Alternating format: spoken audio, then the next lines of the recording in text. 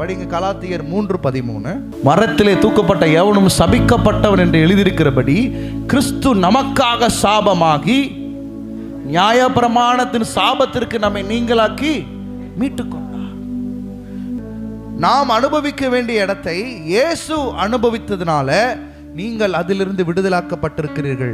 நான் அதிலிருந்து விடுதலாக்கப்பட்டிருக்கிறேன். அல்லேலூயா. திரும்ப சொல்லணும், சாபம் சில வீட்டில் செயல்படுது அப்படின்னா அது ஒரே ஒரு விஷயத்தினால மட்டும்தான் செயல்படும். இந்த வசனத்தை யார் அறியலையோ, யாருக்கு தெரியலையோ, அவங்க வாழ்க்கையில் தான் அது வேலை பார்க்கும்.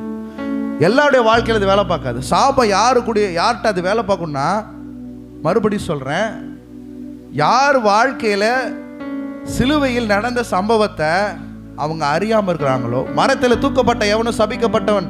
நான் சொன்னேன்ல, மரத்தில் யார் தூக்கப்பட்டா? மரத்தில் யார் சிலுவை அறையப்பட்டா? இயேசுவும் நானும் சிலுவையில் அறையப்பட்டு விட்டேன் என்றால், அப்போ பழைய மனுஷன் மரத்தில் தூக்கப்பட்ட எவனும் சபிக்கப்பட்டவன் என்று எழுதியிருக்கிறபடி கிறிஸ்துவோடு கூட சேர்ந்து நானும் சிலுவையிலே தூக்கப்பட்டு சாபமாகி நியாயப்பிரமாணத்தின் சாபத்தை என் வாழ்க்கையிலிருந்து தூக்கிட்டாரு. அல்லேலூயா. என் வாழ்க்கையில சாபம் செயல்படாது.